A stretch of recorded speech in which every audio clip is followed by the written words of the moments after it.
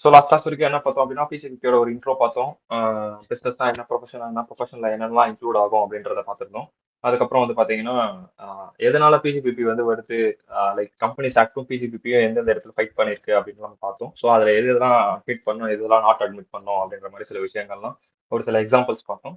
Plus அதுக்கப்புறம் section 28 எதெல்லாம் எந்தெந்த இன்கம்லாம் சார்ஜபிள் டு டாக்ஸ் அப்படின்ற மாதிரி பார்த்துட்டு ஒரு 10 டைப் ஆஃப் இன்கம்ஸ் பார்த்தோம்.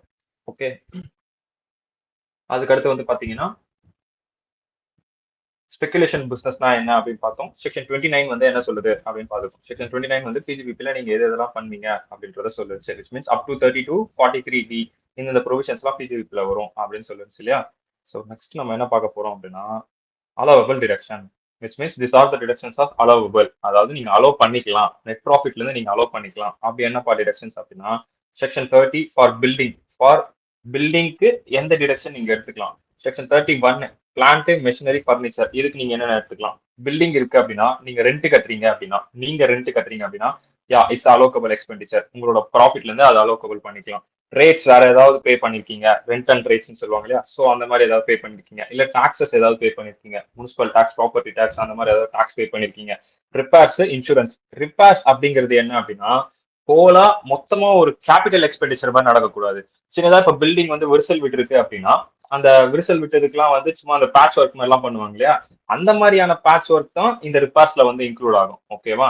ஸோ அதுதான் இந்த இடத்துல ரிப்பேர்ஸ் சொல்றோம். ஸோ கேபிட்டல் எக்ஸ்பெண்டிச்சர் வந்துச்சு அப்படின்னா நீங்க அலோவ் பண்ணிக்க முடியாது. இன்கம் டாக்ஸ் ஆக்ட் சொல்ற வரைக்கும் அது சொல்லணும். யா கேபிட்டல் எக்ஸ்பெண்டிச்சர் ஆஃப் அலோடட் அப்படின்னு இன்கம் டாக்ஸ் ஆக்ட் சொல்லணும். அதர்வைஸ் வந்து அலோட கிடையாது. நான் ஒரு செவரியே இடிச்சிட்டு ஆல்ட்ரேஷன் பண்றேன், ஒரு வீட்டையே ஆல்டர் பண்றேன், மொத்தமா மாத்த போறேன் அப்படின்னா தட் ஆல் கேபிட்டல் எக்ஸ்பெண்டிச்சர். ஓகேவா. ஸோ அந்த மாதிரி ஆஃபீஸ் பில்டிங் அந்த மாதிரி வந்து மொத்தமா ஆல்டர் பண்றீங்க ஆஃபீஸ் பில்டிங் அப்படின்னா அப்போ அது கேபிட்டல் எக்ஸ்பெண்டிச்சர்ல போக ரிப்பர்ஸ்ல வராது. ஓகே, எனி இன்சூரன்ஸ் பே பண்ணிருக்கீங்க அப்படின்னா அதுவுமே இன்க்ளூட் ஆகும் பில்டிங்காக. அதே மாதிரி பிளான்ட் அண்ட் மிஷினரி ஃபர்னிச்சர், இதுக்கும் ரிப்பேர்ஸ் அண்ட் இன்சூரன்ஸ் பிரீமியம் இது ஏதாவது கட்டிருக்கீங்க அப்படின்னா திஸ் ஆர் அலோடட். ஓகேவா. So this cases are allotted. கீழே பாருங்க, no deduction shall be allotted for capital expenditure. In case வேற ஏதாவது கேபிட்டல் எக்ஸ்பெண்டிச்சர் பண்ணிருக்கீங்க அப்படின்னா ஆல்வேஸா டிடக்ஷன் அலோட் கிடையாது. ஓகேவா. புரிஞ்சுதா அலோகபிள் டிடக்ஷன் என்னன்னு. 30 for building, 31 for plant and machinery. எது எதெல்லாம் நீங்க அலோவ் பண்ணிக்கணும், எது நீங்க அலோவ் பண்ணக்கூடாது அப்படின்ற மாதிரி இங்க கொடுத்துருக்கான். அப்போ கீழே இருக்கிறது not allowed.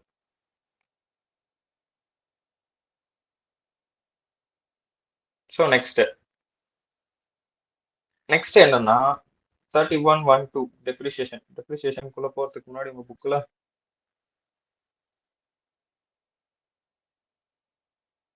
here they talks about the rent rate, tax, repairs, insurance for building. Section 30 use of building rent. Notional rent வந்து அது வராது. Premises is allowed, rent paid to proprietor is disallowed, but rent paid by firm to his partner for his premises is an allowed expenditure.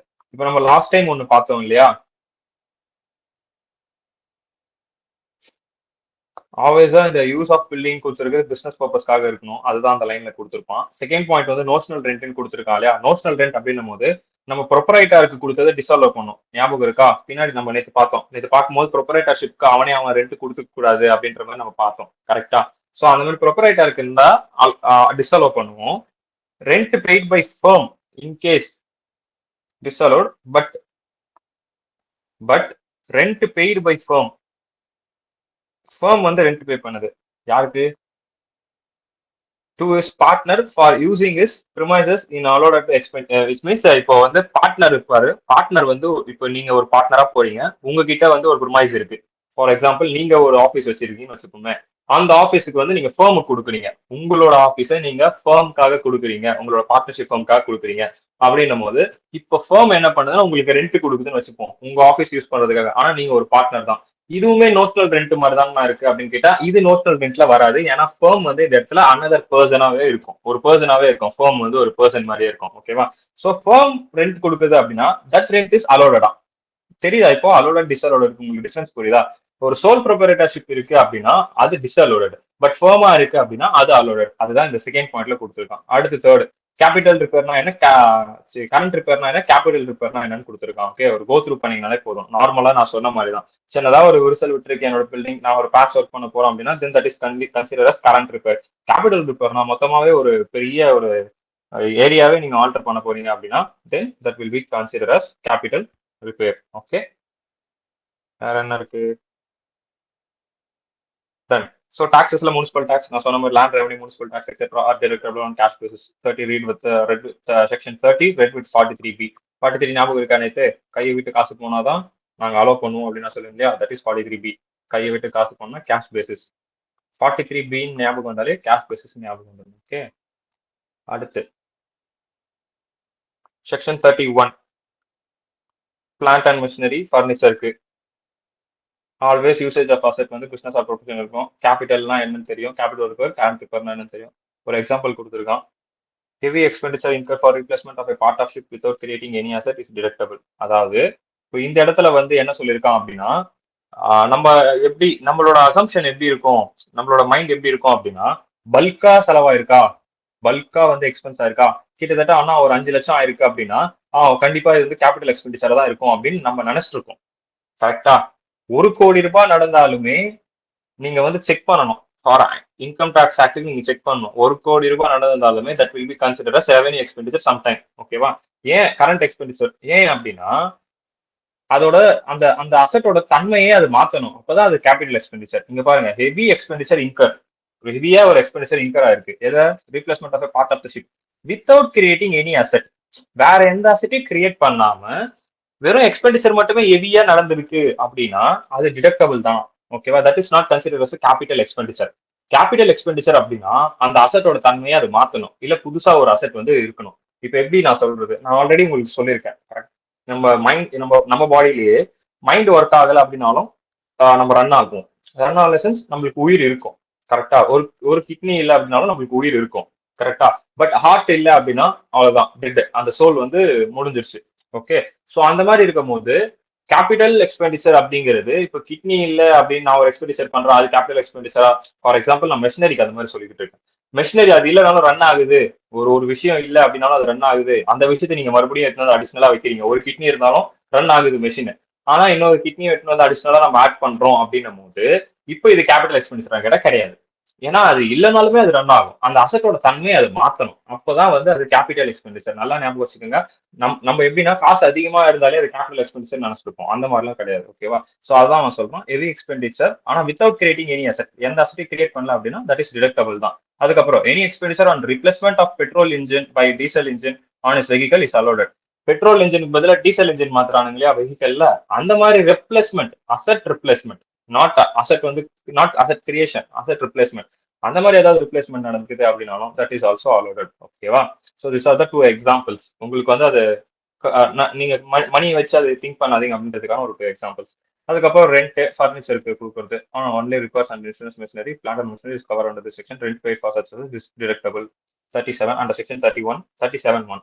அதாவது section 31 என்ன சொல்லுது அப்படின்னா, section 31 என்ன சொல்லுது அப்படின்னா, இங்க வந்து நாங்க ரிப்பேர்ஸ் மட்டும் தான் அலோவ் பண்ணுவோம், ரிப்பேர்ஸ் ரிலேட்டடா மட்டும் தான் அலோவ் பண்ணுவோம். நீங்க ரெண்ட் கட்டுறீங்க, furniture plant and machinery rent கட்டுறீங்கன்னா செக்ஷன் 37(1) போய் எடுத்துக்கங்க அப்படின்னு சொல்லுது ரெண்ட்டுக்கு. ஓகே, புரியுதா?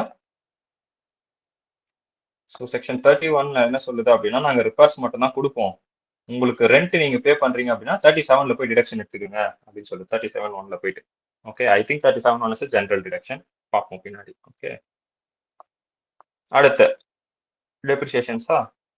So no moving to depreciation. Understand ஆச்சா? இப்போ அலோகபிள் டிடக்ஷன் இப்போ புரியுதா ஏன் வந்து டாக்ஸ் ஆக்ட் வந்து நாங்க சொல்ற வரைக்கும் நீங்க கேபிட்டல் எக்ஸ்பெண்டிச்சர் எடுத்துக்க கூடாது அப்படின்னு சொல்றான்னு புரியுதா?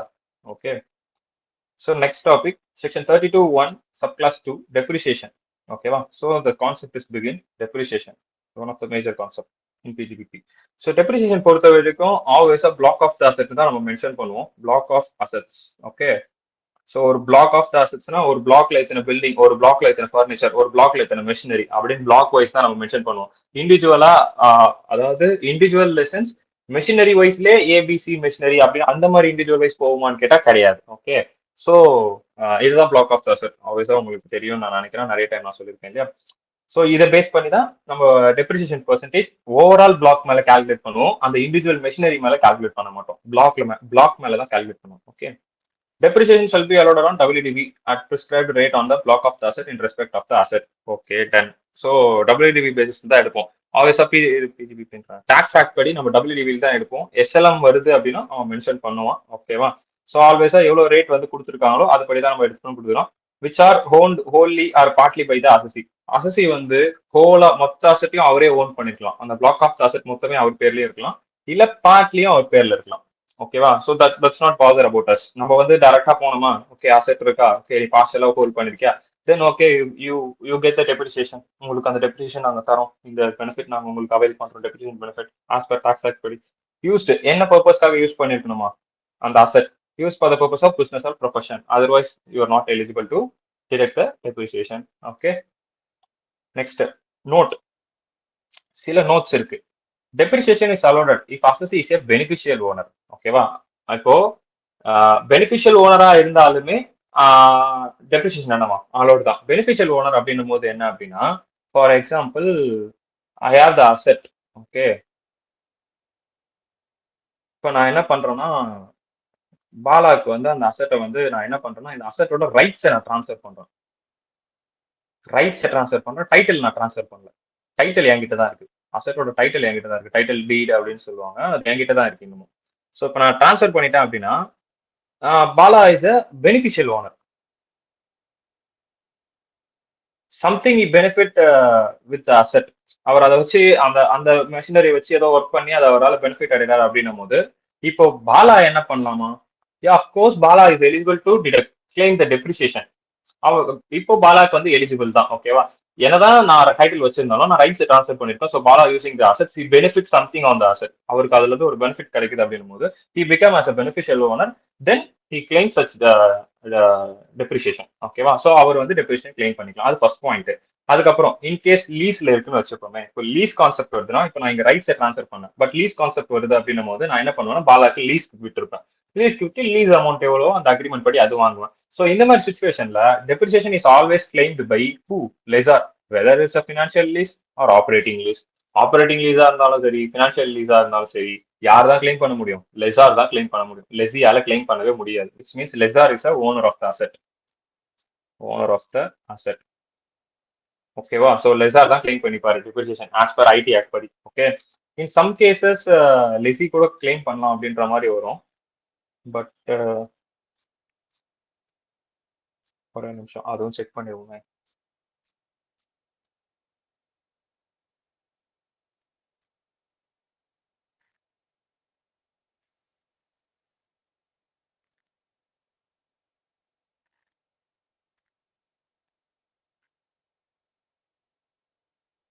Hire purchase, use for business, or an associate being and lessee.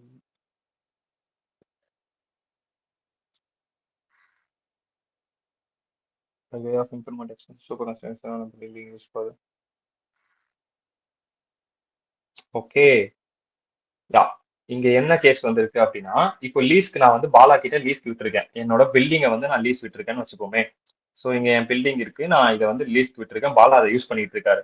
இப்போ இந்த பில்டிங்க்கு யாரு வந்து டெப்ரிசியேஷன் கிளைம் பண்ண முடியும் அப்படின்னா நான் தான் லீஸ்க்கு விட்டுருக்கேன். பாலா என்ன பண்றாருன்னா அடிஷ்னலா ஒரு கேபிட்டல் எக்ஸ்பெண்டிச்சர் பண்றாரு. Additionally is do a capital expenditure. Capital expenditure means அந்த பில்டிங் பக்கத்துல குட்டியா இன்னொரு பில்டிங் மாதிரி ஏதோ ஒண்ணு இவரோட காசை போட்டு, விச் மீன்ஸ் இவங்களுக்குள்ள ஒரு அக்ரிமெண்ட் இருக்கும், மைட் பி நான் கட்டிக்கிறேன் அப்படின்ற மாதிரி, அது மாதிரி ஏதோ ஒரு அக்ரிமெண்ட் இருக்கும்னு வச்சுக்கோங்களேன். ஸோ இவர் என்ன பண்றாருன்னா பாலா இந்த பில்டிங் பக்கத்துல இன்னொரு பில்டிங் வந்து குட்டியா கட்டுறாரு. ஓகே, அவரோட கேபிட்டல் எக்ஸ்பெண்டிச்சர்ல.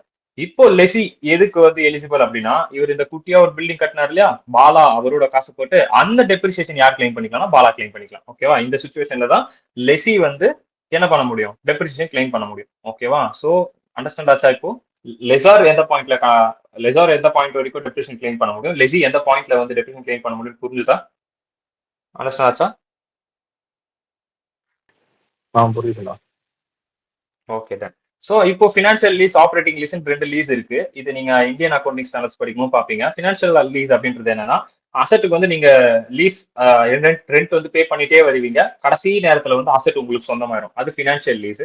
ஆப்ரேட்டிங் லீஸ் அப்படிங்கிறது அசெட் வந்து ஓனர் பேர்லயே தான் இருக்கும், நீங்க கடைசி வரைக்கும் லீஸ் கட்டிட்டே இருக்க வேண்டியதான். அதுதான் ஃபினான்ஷியல் லீஸ்க்கும் ஆப்ரேட்டிங் லீஸ்க்கும் உள்ள டிஃபரன்ஸ். ஓகேவா? If in case of hire purchase, asset get the ownership only after the payment of last instalment. So ஆல்வேஸா ஹையர் பர்ச்சேஸ் பக்கம் போனோம் அப்படின்னாலே லாஸ்ட் இன்ஸ்டால்மெண்ட்ல தான் ஓனர்ஷிப் நம்மளுக்கு ட்ரான்ஸ்ஃபர் ஆகும். கரெக்டா? பட் இன்ஸ்டால்மெண்ட்ல எடுத்தீங்க அப்படின்னா ஓனர்ஷிப் உடனே ட்ரான்ஸ்ஃபர் ஆகும். Okay, but he claimed depreciation from the beginning, assuming associate is the owner from the beginning. So இங்க என்ன ஆஸ் பர் ஐடி ஆக்ட் என்ன சொல்றோம் அப்படின்னா, ஹையர் பர்ச்சேஸ்ல பிகினிங்ல இருந்தே அவர் தான் ஓனர் அப்படின்னு நீங்க வந்து அசியூம் பண்ணிட்டு அவருக்கு நீங்க டெப்ரிசியேஷன் கொடுங்க அப்படின்னு ஐடி ஆக்ட் இங்க மென்ஷன் பண்றோம். அடுத்து depreciation on asset partially owned by associate shall be allotted to him to the extent of share of his asset. In case இப்போ வந்து பாத்தீங்கன்னா பார்ஷலி ஓன்டுனா, இப்போ ஏ பின்னு ரெண்டு கம்பெனி இருக்கு. ஓகே, ரெண்டு கம்பெனி இருக்கு. ரெண்டு கம்பெனி ஒன்னா சேர்ந்து ஒரு பல்கா ஒரு 45,000 கோடியில, ரொம்ப அதிகம் தான். ஸோ இவ்வளோ பெரிய க்ரோஸ் அப்படின்னும் போது ஒரு பெரிய அசட் ஒன்று வந்து இறக்கி ஒரு ஒர்க் பண்றாங்க இந்த ரெண்டு கம்பெனி அப்படின்னும் போது பார்ஷியலா ஏ பார்ஷியலா பி.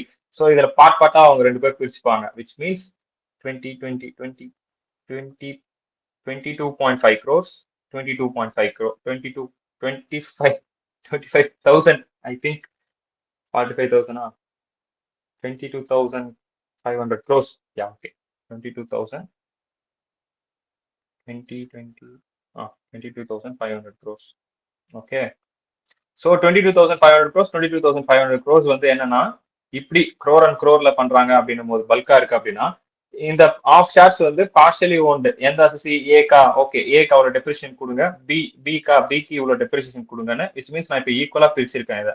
ஓகே, இந்த ஈக்குவல் படி அவங்க என்ன பண்ணுவாங்க, அவங்களோட எக்ஸ்டென்ட் படி அவங்க வந்து அதை பிரிச்சு கொடுத்துப்பாங்க. ஓகேவா, பார்ஷியலி இந்த அசசி ஓன் பண்ணிருக்காரு அப்படின்னா அவரோட எக்ஸ்டென்ட், அவரோட ஷேர் என்ன அந்த அசெட்ல, அந்த ஷேர் வரைக்கும் அவருக்கு வந்து டெப்ரிசியேஷன் கிளைம் பண்ணிக்கலாம். அதே மாதிரி அந்த பி வந்து எவ்வளவு பார்ட்டா ஓன் பண்ணிருக்காரோ அவர் வந்து அவ்வளவு கிளைம் பண்ணிக்கலாம். ஓகேவா, so that is this point. அதுக்கப்புறம் in case of stand by machinery and emergency spare, the depreciation shall be allotted even if they are ready for use and not for put to use. So இன்னும் ஒரு விஷயம் டெப்ரிசியேஷன்ல என்ன அப்படின்னா, depreciation நீங்க claim பண்ணணும் அப்படின்னா put to யூஸ்ல இருக்கணும்.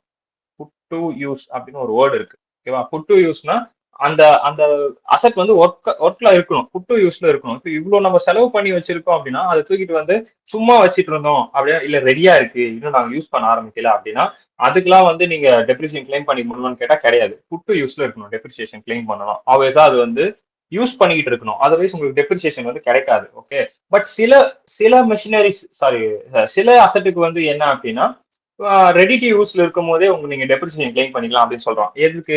Emergency sparse. Emergency sparse அப்படின்னா இப்போ இந்த ஃபயர் எக்ஸ்டிங்விஷர் இருக்கு இல்லையா, ஸோ அது வந்து ரெடி டு யூஸ்ல தான் இருக்கு, புட்டு யூஸ்ல இல்ல. புட்டு யூஸ்னா எடுத்து அச்சுக்கிட்டே இருக்கணும் அதை. ஓகேவா, ஸோ அது ரெடி டு யூஸ்ல இருக்கு.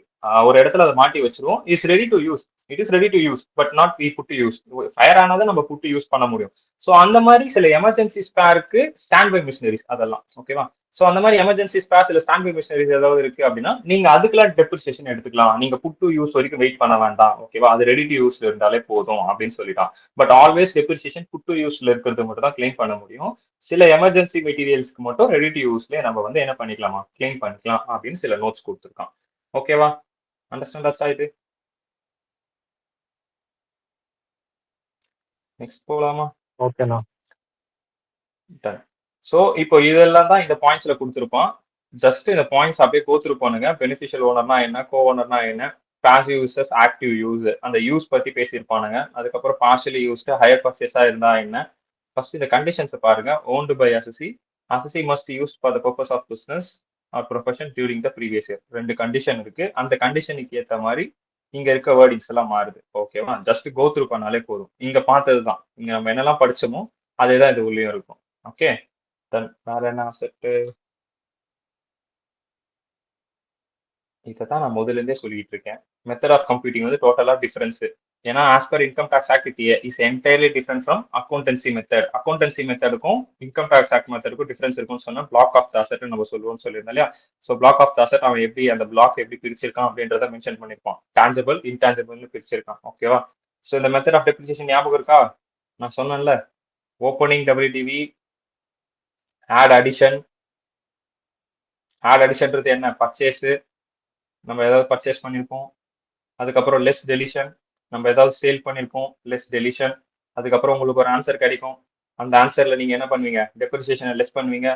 அதுக்கப்புறம் கிடைக்கிறது தான் க்ளோசிங் டபிள்யூடிவி. க்ளோசிங் டபிள்யூடிவினா அடுத்த வருஷத்தோட ஓப்பனிங் தானே, next year opening. Next year opening அதை தான் இங்க கொடுத்துருக்கோம். First day opening WDV for first day of the next year அப்படின்ட்டு சம்மந்தமே இல்லாமல் தலைகீழா தான் கொடுப்போம். ஓகேவா, ஸோ புரிஞ்சுதா? இதுதான் நாங்க வந்து உங்களுக்கு நான் ஆல்ரெடி வந்து ஒரு பாக்ஸ் மாதிரி போட்டு கேபிட்டல் கெயின் படிக்கும்போது ஐ திங்க் 3 டைம்ஸ் கிட்டத்தட்ட நான் சொல்லியிருந்தேன். அதை மெமரைஸ் பண்ணிக்கங்களா அப்படின்னு நான் சொல்லியிருந்தேன் இல்லையா? ஸோ அது இதுக்கு தான். Okay. In case depreciation is not charge அப்படின்னா கேபிட்டல் கெயின் வரும். எக்ஸஸ் எல்பிட்டட் கேபிட்டல் கெயின். இது நான் இது நீங்க சம் பார்த்துட்டு வந்து இங்க படிச்சீங்க அப்படின்னா உங்களுக்கு அண்டர்ஸ்டாண்ட் ஆகும். ஸோ அதுக்குள்ளேயே நம்ம சம் பார்த்துருவோம், ஒன்றும் பிரச்சனை இல்லை. Significance of date of purchase, effect time of depreciation. Okay done. So இது உள்ள போறதுக்கு முன்னாடி அடுத்த பாயிண்ட் நீங்க பிபிடியில ஆஃப் டெப்ரிசியேஷன், அதாவது பாதி டெப்ரிசியேஷன் தான் தருவாங்களாம். ஏன் ஒய் ஏன் பாதி டெப்ரிசியேஷன் தருவீங்க? ஃபார் எக்ஸாம்பிள் இப்போ 10% டெப்ரிசியேஷன் கிளைம் பண்ணிக்கலாம் அப்படின்னா 5% தான் நாங்க தருவோம் அப்படின்னு சொல்றோம். என்ன மாதிரியான சுச்சுவேஷன்ல பாருங்க. இஃப் அசட் அக்வயர் இந்த ப்ரீவியஸ் இயர், ஓகே ப்ரீவியஸ் இயர்ல அசட் அக்வயர் பண்ணிட்டேன் அண்ட் புட் டு யூஸ் வந்து லெஸ் தென் 180 டேஸ் இருக்கு. 180 days less than இருக்கு அப்படின்னா 180 days less than the previous year, depreciation shall be restricted to 50% of the depreciation. So 180 டேஸ்க்கு கம்மியா நான் புட்டு யூஸ்ல வச்சிருந்தேன் ப்ரீவியஸ் இயர்ல அப்படின்னா தென் எனக்கு டெப்ரிசியேஷன் எவ்வளவு தானா 50% கம்மி ஆகி பேலன்ஸ் இருக்கு 50% தான் அலோ பண்ணுவாங்க. ஓகேவா? If asset is only acquire and not put to use no depreciation claimed. So asset acquire பண்ணிட்டோம், புட்டு யூஸ்க்கே வைக்கல அப்படின்னா டெப்ரிசியேஷனே கிளைம் பண்ண முடியாது அப்படின்னு சொல்லிட்டான். ஃபார் எக்ஸாம்பிள் இப்போ நான் வந்து பாத்தீங்கன்னா இப்போ நான் வந்து அசட்டை வந்து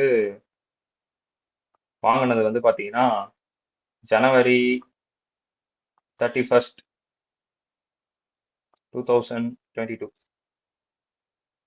ஓகே. ஸோ இது எந்த ப்ரீவியஸ் இயர்ல வரும் அப்பனா 2021-22ல வருமா? என்னோட அசஸ்மெண்ட் இயரு 2022-23. கரெக்டா? ஸோ இப்படி இருக்கும் போது இது நான் அசட் பர்ச்சேஸ் பண்ணது, அசட் பர்ச்சேஸ் பண்ண இயர். ஸோ இப்போ நான் இந்த இயர்ல டெப்ரிசியேஷன் கிளைம் பண்ணோம், ஃபார் டெப்ரிசியேஷன் கிளைம் பண்ணோம். ஸோ இந்த டெப்ரிசியேஷன் பர்பஸ்க்கு என்ன பண்ணோம்? ஜனவரி 31, பிப்ரவரியில ஒரு 28 நாள், மார்ச்ல ஒரு 31 நாள், எவ்வளவு நாள் வருது? 9, 5. ஓகே. ஸோ 59 நாள் தான் வருது. கிட்டத்தட்ட லெஸ் தென் 180 டேஸ் தான் இருக்கு. லெஸ் தென் 180 டேஸ் இருக்குன்னா என்னோட டெப்ரிசியேஷன் இப்போ 10% அப்படின்னா இந்த அசஸ்மெண்ட் இயர்ல நான் எவ்வளவுதான் கிளைம் பண்ணுவேன்? லெஸ் தென் 180 டேஸ்னு 5% தான் கிளைம் பண்ணுவேன். ஃபார் எக்ஸாம்பிள் என்னோட அசட் பர்ச்சேஸ் பண்ண இல்லையா, இதோட வேல்யூ வந்து ஒரு 10 lakhs. ஓகே. ஸோ 10 lakhsக்கு 10% வந்து ஆல்வேஸா 1 lakh எடுக்கணும். பட் நான் இங்க எவ்வளவுதான் எடுப்பேன்? 10 lakhs மைனஸ் 50,000 தான் எடுக்க முடியும். ஏன், என்ன காரணம்? 180 டேஸ்க்கு கீழே இருக்கு புட்டு யூஸ். ஸோ வாங்கி பர்ச்சேஸ் பண்ணி அசட் பர்ச்சேஸ் பண்ணி அன்னைக்கே புட்டு யூஸும் பண்ணிட்டேன், புட்டு யூஸும் அன்னைக்கே பண்ணிட்டேன். ஓகேவா? இதெல்லாம் தான் கண்டிஷன். இன்கேஸ் நான் புட்டு யூஸை வந்து பிப்ரவரி மாசம் பண்றேன்னு வச்சுக்கோங்க. ஃபார் எக்ஸாம்பிள் ஜான் 1 நான் அசட்டை பர்ச்சேஸ் பண்ணிட்டேன், ஜான் 31 தான் நான் புட்டு யூஸே பண்றேன். ஓகேவா? அப்பயும் என்ன பண்ணும்? ஜான் 31 தான் எடுத்துக்கணும். புட்டு யூஸ் இயர்ல இருந்து தான் எடுத்துக்கணும். ஆவேஸா புட்டு யூஸ் டேட்ல இருந்து தான் எடுத்துக்கணும். சாரி, புட்டு யூஸ் டேட்ல இருந்து தான் எடுத்துக்கணும். ஜான் 1 நான் பர்ச்சேஸ் பண்ணிருக்கேன், பர்ச்சேஸ் பண்ணதுல இருந்து நான் இந்த 59 நாள் கன்சிடர் பண்ணக்கூடாது. புட்டு யூஸ் என்னைக்கு பண்றேன்? ஜான் 31 தான் புட்டு யூஸ் பண்றேன், அதுல இருந்து தான் நான் கன்சிடர் பண்ணணும். அண்டர்ஸ்டாண்ட் ஆச்சா இது? ஓகேவா? எப்படி 180 டேஸ் கீழே வந்தா எப்படி கிளைம் பண்ணணும், இந்த இந்த எக்ஸாம்பிள் புரிஞ்சுதா?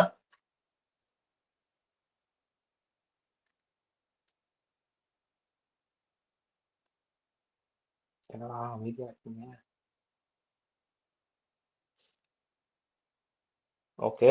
நான் ஃபர்தரா மூவ் பண்றேன். ஏதாவது டவுட்னா நிறுத்தி கேளுங்க. ஓகேவா? டன்.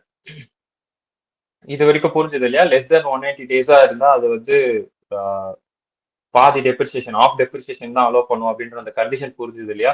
அதே மாதிரி அது பர்ச்சேஸ் டேட்ல இருந்து எடுக்கக்கூடாது, புட் டு யூஸ் டேட்ல இருந்து எடுக்கணும் அப்படின்றது புரிஞ்சது இல்லையா? ஓகே. சம் போனோம் அப்படின்னா அது கொஞ்சம் இன்னும் ஈஸியா அண்டர்ஸ்டாண்ட் ஆகும். பிஃபோர் தட் ப்ரொவிஷன் உள்ள போவோம். Okay. Previous year put to use in the same as previous year less than one test will not depreciate 50% is allocable. அது common point. Excite about date of purchase no relevance. Date of purchase ரிலவெண்டே கிடையாது. நான் சொன்னேன் இல்லையா, put to use date தான் நம்ம always எடுப்போம்னு, அதான் சொல்லியிருக்கான். ஓகே. வேற என்ன?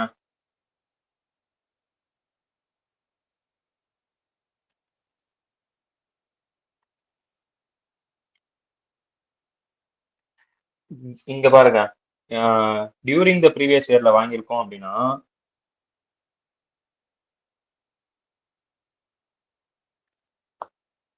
Asset during the previous year, put to use during the year, அதாவது ப்ரீவியஸ் இயர்லேயே வாங்கி ப்ரீவியஸ் இயர்லேயே புட்டு யூஸ் பண்ணிருக்கீங்க அப்படின்னாலுமே லெஸ் தென் 180 டேஸா depreciation of applicable. More than 180 டேஸா depreciation available prescribe rate. Acquired early previous year ஏதோ ஒரு ப்ரீவியஸ் இயர்ல வாங்கியிருக்கோம், 2018 எங்கேயோ வாங்கியிருக்கோம், ஆனா 2020 தான் புட்டு யூஸே பண்ணியிருக்கோம் அப்படின்ற கேஸ் இது. இந்த ரெண்டு கேஸ் நான் ஃபர்ஸ்ட் சொல்லிடுறேன். இந்த ரெண்டு கேஸ்க்கு மேல இருக்கிற கேஸ் என்னன்னு சொல்லிடுறேன். இது என்னன்னா, இப்போ நம்ம என்ன வருஷத்துல இருக்கோம்? 2025-26 இதுதான் அசஸ்மெண்ட் இயர். இதுக்கான ப்ரீவியஸ் இயர் 2024-25 இதுதான் ப்ரீவியஸ் இயர். இந்த மாதிரி கேஸ் இது. இந்த கேஸ்ல என்ன சொல்றோம்னா 2025-26 இதுக்கான ப்ரீவியஸ் இயர் 2024-25 இதை பர்ச்சேஸ் பண்ணது 2018-19 இதை பர்ச்சேஸ் பண்ணது 2024-25 பர்ச்சேஸ் இந்த பர்ச்சேஸ் இந்த ப்ரீவியஸ் இயர் இது அசஸ்மெண்ட் இயர் இது யூஸ் பண்ண இயர் இதுவும் யூஸ் பண்ண இயர். ஓகே, ஸோ இப்போ இங்க என்னன்னா 2024-25ல பர்ச்சேஸ் பண்ணி 2024-25ல அதை யூஸ் பண்ணிருக்கீங்க அப்படின்னா என்னன்றது இங்க கொடுத்துருக்கான். 2018-19ல பர்ச்சேஸ் பண்ணி 2024-25ல யூஸ் பண்ணி இது இத மாதிரி பண்ணிருந்தீங்க அப்படின்னா இந்த அசஸ்மெண்ட் இயர்ல என்ன நடக்கும் அப்படின்றது இங்க கொடுத்துருக்கான். ஓகேவா? பட் ரெண்டுத்துக்குமே கண்டிஷன் சேம் தான், ஆஃப் டெப்ரிசியேஷன் ஃபுல் டெப்ரிசியேஷன் அப்படிங்கிறது. ஓகேவா? புரிஞ்சுதா? நான் எழுதுனது புரியுதா உங்களுக்கு? அதாவது 2024-25ல ஃபர்ஸ்ட் கேஸ் 2024-25ல பர்ச்சேஸ் பண்ணி அதே வருஷத்துல அதை யூஸ் பண்ணிருக்கான் அப்படின்னா என்னங்கிறது ஃபர்ஸ்ட் கேஸ். ரெண்டு கேஸுமே ஒரே ஆன்சர் தான், கடைசியில கன்க்ளூஷன் ஒண்ணுதான். பட் ஆனா அந்த ரெண்டு கேஸ்க்கான டிஃபரன்ஸ் என்ன நான் சொல்றேன். 2024-25ல பர்ச்சேஸ் பண்ணி அதே வருஷத்துல யூஸ் பண்றான் அப்படின்னா என்னன்றது ஃபர்ஸ்ட் கேஸ். 2018-19ல பர்ச்சேஸ் பண்ணி 2024-25ல தான் புட்டு யூஸ் பண்றான் அப்படின்னா என்னங்கிறது செகண்ட் கேஸ். அதுதான் இந்த இடத்துல சொல்லியிருக்கான். Asset acquire during the previous year, asset acquire earlier previous year, earlier previous இயர்ல வாங்கியிருந்தா என்ன, டியூரிங் த ப்ரீவியஸ் இயர்ல வாங்கியிருந்தா என்ன அப்படிங்கறத அவன் சொல்லியிருக்கான். ஓகேவா? ஸோ அதையும் கோ த்ரூ பண்ணுங்க. Method of calculating depreciation. So அதுதான் நான் சொன்னதுதான். என்ன ஓப்பனிங், ஆட் அடிஷன் ஒரு அமௌண்ட் வரும், லெஸ் டெலிஷனு அதுல ஒரு அமௌண்ட் வரும், அந்த அமௌண்ட்ல இருந்து டெப்ரிசியேஷனு அந்த அமௌண்ட்டை மைனஸ் பண்ணோம் அப்படின்னா க்ளோசிங்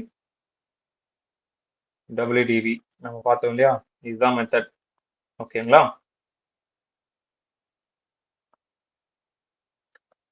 ஓகே, ஸோ இந்த மெத்தட் தான் ஆல்வேஸும் நம்ம கேபிட்டல் கெயின்ல பார்த்தோம் இல்லையா? அதே மெத்தட் தான். அதனால தான் இந்த இடத்துல ஒரு பிளாங்கா விட்டு வச்சிருப்பேன். ஏன் இந்த இடத்துல ஒயிட் கொடுத்துருப்பேன் அப்படின்னா இது கையில எழுதி சொல்லணும் அப்படின்றதுக்காக இந்த பிபிடியில் இந்த பிளாங்க் நான் விட்டுருப்பேன் எப்பவுமே. ஓகேவா? ஸோ இதை நான் ஆல்ரெடி சொல்லிட்டேன், இது மெமரைஸ் பண்ணிக்கோங்க, important. Done. Next depreciation rate. நம்ம மேக்ஸிமம் டெப்ரிசியேஷன் ரேட் வந்து 40% வரைக்கும் கொடுத்துருக்காங்க. ஓகேவா? ஸோ டெப்ரிசியேஷன் ரேட் அப்படின்னு எடுத்துக்கிட்டோம்னா பில்டிங்க்கு 10%, லேண்டுக்கு 0, land always appreciable asset not depreciable asset, ஃபர்னிச்சருக்கு 10, பிளான்ட் அண்ட் மிஷினரி 15, மோட்டார் கார்க்கு 15, கம்ப்யூட்டர்ஸ்க்கு 40, இன்டான்ஜிபிள் அசெட்டுக்கு 25. ஓகேவா? This are the major cases.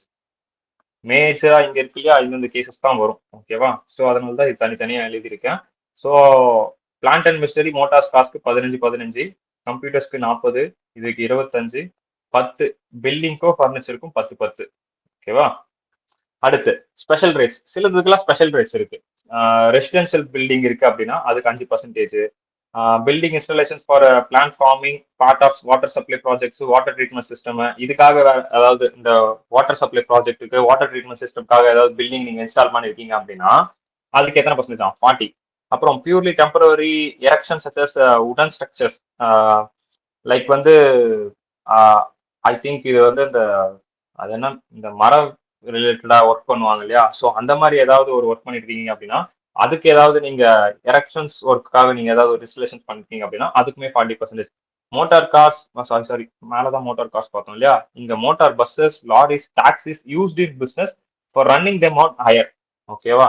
ஹையர்ல வாங்கி பிசினஸ் பர்பஸ்க்காக யூஸ் பண்ணி ரன் பண்ணிட்டு இருக்காங்க அப்படின்னும் போது அதுக்கு 30%. நீங்க இந்த ஆட்டோ எல்லாம் பாத்தீங்கன்னா ஃபார் ஹையர்னு எழுதியிருப்பாங்க. ஆட்டோ சரி, கார்ல ஒரு சில பேர் இதெல்லாம் வந்து ஃபார் ஹையர் அப்படின்னு எழுதியிருப்பாங்க இல்லையா? ஸோ அந்த மாதிரி கேசஸ் எதனா இருக்கு அப்படின்னா அந்த மாதிரியான அசட்டுக்குலாம் வந்து 30%. Aeroplane, aero engine 40, air water pollution control equipment இல்ல சாலிட் வேஸ்ட் கண்ட்ரோல் எக்யூப்மெண்ட் இந்த மாதிரி ஏதாவது எக்யூப்மெண்ட்ஸ் வாங்கியிருக்கீங்க வாட்டர் பொல்யூஷன் கண்ட்ரோல் பண்றதுக்கு, வேஸ்ட் கண்ட்ரோல் பண்றதுக்கு அப்படின்னா அதுக்கு 40. Energy saving device, windmills, electric generator, pumps running wind energy, இதுக்கெல்லாம் 40. ஆப்வியஸா அந்த பெரிய பெரிய ஃபேன்ல நம்ம பார்ப்போம் இல்லையா, அந்த மாதிரியான அசட்டுகள் எல்லாத்துக்கும் 40. Annual publications owned by assessee carry on a business, okay, அதுக்கும் 40. Which means some of the publications, annual publications owned by assessee carrying on a profession, அதுவே 2 வாட்டி 40 40 கொடுத்து வச்சிருக்கேன். Building furniture, motor cars, computers, including computer software, okay. Books owned by professionals. ஓ, இந்த மாதிரியான இதுக்காக lessons அந்த annual publications அப்படிங்கிறது இங்க இன்க்ளூட் ஆகி வந்திருக்கு. சம் ஆஃப் த புக்ஸ் மாதிரி கம்ப்யூட்டர் சாஃப்ட்வேர் அதை யூஸ் பண்ணி அவங்க பப்ளிகேஷன்ஸ்க்காக யூஸ் பண்ணக்கூடிய அந்த டைப் ஆஃப் அசட்ஸ், அதுக்காகவும் 40% வரைக்கும் எடுத்துக்கலாம் அப்படின்ற மாதிரி மென்ஷன் பண்ணியிருக்கான். ஓகேவா? அடுத்து வேற என்ன இருக்கு? Patent, oil Wells, acquire, incentive, motor car, hiring purpose, okay. So இது 2 வாட்டி இருக்கு, இது ஒரு வாட்டி வராது. ஓகேவா? So for this publications the using certain assets like computers, இந்த மாதிரி ஏதாவது இருக்கு அப்படின்னா ஆல்வேஸ் அவங்க கம்ப்யூட்டர்ஸ் தான் யூஸ் பண்ணுவாங்க. அதுக்குமே நீங்க எவ்வளவு பர்சன்டேஜ் எடுத்துக்கலாம்? 40% எடுத்துக்கலாம். ஃபார் சாஃப்ட் காப்பிக்காக அவங்க யூஸ் பண்ணக்கூடிய அந்த மாதிரியான விஷயங்கள் ஏதாவது ப்ரொஃபஷனல் ரிலேட்டடா. ஃபார் எக்ஸாம்பிள் எடுத்துக்கிட்டோம் அப்படின்னா, இப்போ நான் ஒரு புக் எழுதி ஆனுவல் பப்ளிகேஷன்ஸ் பண்றேன் ப்ரொஃபஷனலா, என்னோட சிஎம்ஏக்காக நான் ஒரு புக் எழுதுறேன். ஓகே, நான் டிடிஏ வந்து இவ்வளவு கம்மியா வந்து ஒரு ஒரு ஷார்ட்கட் மெத்தட்ல எழுதி ஒரு புக்கை நான் ரிலீஸ் பண்றேன் அப்படின்னா, தென் தட் புக், அந்த புக்கை வந்து நான் எப்படி சொல்றது, சாஃப்ட் காப்பியாவே ரெடி பண்ணுவேன் இல்லையா? ஸோ அந்த மாதிரி ஏதாவது அசெட் நான் யூஸ் பண்றேன், அந்த பர்பஸ்க்காக நான் அந்த அசெட் யூஸ் பண்றேன் அப்படின்னா தென் யூ கெட் 40%. அதுக்கப்புறம் books other than annual publications owned by as carrying on profession. So annual publication தவிர்த்து காமனா இது வந்து ஆனுவல் பப்ளிகேஷன் அப்படிங்கிறதே வந்து பாத்தீங்கன்னா வருஷம் ரிலேட்டடா தான் இருக்கு, இயர்லி ஒன்ஸ் ஆர் இந்த மாதிரியான பப்ளிகேஷன்ஸ். அதை தாண்டி காமனா நான் புக்ஸ் எழுதி விடுறேன், என்னோட தாட்ஸ் எல்லாத்தையும் எழுதி பண்றேன் அப்படின்னா அந்த மாதிரி விஷயத்துக்கு நான் ஏதாவது யூஸ் பண்றேன் அந்த அசெட் அப்படின்னும் போது தேர் ஆல்சோ 40% கிளைம் பண்ண முடியும். ஓகேவா? எப்போ கிளைம் பண்ண முடியும் அப்படின்னா, ப்ரொஃபஷனா இருக்கீங்க, நீங்க ஒரு ப்ரொஃபஷனல், நீங்க ப்ரொஃபஷனலா இருக்கும் போது நீங்க அதை யூஸ் பண்ணி நீங்க டாக்ஸ் அண்டர்ல வரீங்க அப்படின்னும் போது நீங்க இதெல்லாம் கிளைம் பண்ணிக்கலாம் அப்படின்றது அதுக்கான அர்த்தம். ஓகேவா? அதுக்கு முதல்ல நம்ம டாக்ஸ் அண்டர்ல வரணும், டாக்ஸ்ல முதல்ல நம்ம கவர் ஆகணும், அப்பதான் நம்ம இதெல்லாம் கிளைம் பண்ண முடியும். ஓகே. அதுக்கப்புறம் ஷிப்ஸ், காமனா ஷிப்ஸ் ஏதாவது இருக்கு அப்படின்னா 20%. இது எப்படி நான் இப்ப நான் ஞாபகம் வச்சுக்கிறது அப்படின்னா, உங்களுக்கு ரெண்டே ஐ திங்க் 3 தான் வந்து சேஞ்ச் ஆகும். ஷிப்புக்கு 20, ஷிப்புக்கு 20, ரெசிடென்ஷியல் பில்டிங்க்கு 5, அது போக இந்த மோட்டார் கார்ஸ், மோட்டார் பஸ்ஸஸ்க்கு வந்து 30. ஸோ இது 3 மட்டும் ஸ்பெஷல் ரேஸ்ல ஞாபகம் வச்சுட்டீங்க அப்படின்னா மற்றது எல்லாமே 40. அவ்வளவுதான், முடிஞ்சு போச்சு. எப்படின்னா ஷிப்ஸ், ஷிப்புக்கு வந்து 20, ரெசிடென்ஷியல் பில்டிங் இதுக்கு வந்து 5, மோட்டார் பஸ்ஸஸ், லாரிஸ், டாக்ஸிஸ் இது எல்லாத்துக்கும் 30யா, 30. இது 3 மட்டும் தான் ஸ்பெஷல் ரேட்டு, மற்ற எல்லாமே ஸ்பெஷல் ரேட்டு கீழே வந்துச்சு அப்படின்னா 40. பட் இங்க இருக்க மேஜர் கேசஸ்லாம் நம்ம மெமரைஸ் பண்ணி தான் ஆகணும். ஓகேங்களா? இங்க இருக்க மேஜர் கேசஸ் நம்ம மெமரைஸ் பண்ணணும். கீழே இருக்கக்கூடிய ஸ்பெஷல் ரேட்ஸை வந்து ஓகே இதுக்கெல்லாம் இந்த ரேட்டு, பேலன்ஸ் இருக்கிறது எல்லாத்துக்குமே 40 அப்படின்னு நம்ம ஞாபகம் வச்சுக்கிட்டோம் அப்படின்னா special rate easy. Okay. So இங்க என்ன நடக்குதுன்னா, டாக்ஸ் ஆக்ட் சொல்லியிருக்கான் இவ்வளவுதான் டெப்ரிசியேஷன் எடுக்கணும் அப்படின்னு அவன் சொல்லிட்டான். இப்போ ஃபார் எக்ஸாம்பிள் நம்ம கம்பெனிஸ் ஆக்ட் படி பிளான்ட் அண்ட் மிஷினரிக்கு 20% எடுத்திருப்போம். டாக்ஸ் ஆக்ட் என்ன சொல்லுவோம்னா 20 இன்அட்மிசபிள் பண்ணிட்டு அட்மிட் பண்ற இடத்துல வெறும் 15% தான் அட்மிட் பண்ணுவான். ஓகேவா? ஏன்னா அவன் கொடுத்துருக்கான், டாக்ஸ் ரேட்கான பர்சன்டேஜஸ் அவன் கொடுத்துருக்கான். ஓகே. ஸோ அதுபடிதான் நம்ம ரன் பண்ணணும். அண்டர்ஸ்டாண்டாச்சா? டாக்ஸ் பர்சன்டேஜ் சம் சொல்ல போலாமா? ஸோ இதுதான் அந்த டெபோசிஷன் ரேட். ஜஸ்ட் ஒரு எக்ஸ்ட்ராக்ஷன்ஸ் கொடுத்துருக்கான், ஒரு கோ த்ரூ பண்ணுங்க. அந்த ரேட் வேற ஏதாவது சேஞ்சஸ் இருக்கா? 5, 10, 12, 20, 30 எந்த சேஞ்சஸும் இல்லை. ஓகே. this illustration 62. எல்லாரும் புக் எடுத்துக்கங்க. சம்முல போலாமா? வேற ஏதாவது டவுட்ஸ் இருக்கா? பிஃபோர் தட் சம்முல போனா இன்னும் கொஞ்சம் கிளியரா புரியும். போகணும். ஆமா. Okay, done. So measures Anita Enterprises has written down value in furniture block. They are mentioning furniture block. Depreciation rate 10%. As on 1/4/2023, 80,000. இது என்னது? Opening WDV-யா? Opening WDV. The block consists of 2 furniture X and Y. அந்த blockல X ன்னு ஒரு furniture இருக்கு and Y ன்னு ஒரு furniture இருக்கு. ஓகேவா? ஸோ இது ரெண்டும் சேர்ந்தது தான் ஒரு பிளாக். 1/4/2023 ஓப்பனிங். இப்போ என்ன கேட்கறான், compute depreciation under section assessment year 2024-25. 2024-25னா ப்ரீவியஸ் இயர் என்னவா இருக்கும், 2023-24 இருக்கும். 2020 கரெக்டா தான் இருக்கா, அப்போ ஓகே. நான் ஓகே 2014-2023-24 ஓகேவா, அதாவது இந்த வருஷத்துல வருது. ஓகே, நான் இது போன வருஷம் நினைச்சிட்டு அவனுக்கு தெரியும் இருக்கிறேன். ஓகேவா, சோ இந்த வருஷத்துக்கான டெப்ரிசியேஷன் கால்குலேஷன் கேக்குறாங்க. கேஸ் ஏ, ஃபர்ஸ்ட் கேஸ் ஏ என்னவா, ஃபர்னிச்சர் எக்ஸ் மட்டும் சோல்ட் ஆகுது. ஓகேவா, ஃபர்னிச்சர் எக்ஸ் மட்டும் சோல்ட் ஆகுது. எவ்வளவுக்கு, 20,000. எப்போ சோல்ட் ஆகுது, ஆன் 1/5/2023. ஓகேவா, சோ கேஸ் ஏ பொறுத்த வரைக்கும் என்ன அப்படின்னா, ஓப்பனிங் டபிள்யூடிபி 80,000. இன்னமும் பிளாக் ஆஃப் த அசெட் காலி ஆச்சா, பிளாக்கே காலி ஆச்சா அப்படின்னு கேட்டா ஒரு ரெண்டு கண்டிஷன் இருக்கு கேபிட்டல் கெயின் வரதுக்கு. என்னன்னா, block wholly ceases to exist, அந்த பிளாக்கே வந்து மொத்தமா சேல் ஆயிடுச்சு அப்படின்னா அப்போ கேபிட்டல் கெயின் வரும். Part of the asset sale value வந்து டெப்ரிஷியபிள் வேல்யூ விட மோர் தெனா இருக்கு அப்படின்னா அப்போ கேபிட்டல் கெயின் வரும். அதாவது ஒரு ரெண்டு கண்டிஷன் இருக்கு கேபிட்டல் கெயின் ரைஸ் ஆகிறதுக்கு. நான் அதை மட்டும் சொல்லிடுறேன், அதுக்கப்புறம் நீங்க சம் போட்டீங்கன்னா உங்களுக்கு இன்னும் ஈஸியா இருக்கும். என்னன்னா ரெண்டு கண்டிஷனு, ஓவராலா block, overall block ceases to exist. Okay, அந்த பிளாக்கே மொத்தமா காலி ஆயிடுச்சு, சேல் ஆயிடுச்சு, ஓவரால் பிளாக்கே சேல் ஆயிடுச்சு அப்படின்னா தென் இந்த கேஸ்ல கேபிட்டல் கெயின் வரும். அடுத்து வந்து sale price more than the what I say depreciable after depreciable price அப்படி வச்சுக்கலாமா, ஏன்னா இது வேற மாதிரி கண்டிஷன் இருக்கும். பட் நீங்க இது இப்படி புரிஞ்சுக்கோங்க, நம்மளோட டேர்ம்க்கு ஏற்ற மாதிரி நம்ம மாத்திக்கலாம். After depreciable value. Okay, this are the two case. So இந்த ரெண்டு கேஸ்லயும் என்ன ஆகும் அப்படின்னா கேபிட்டல் கெயின் ரைஸ் ஆகும். Capital gain rise for these two cases.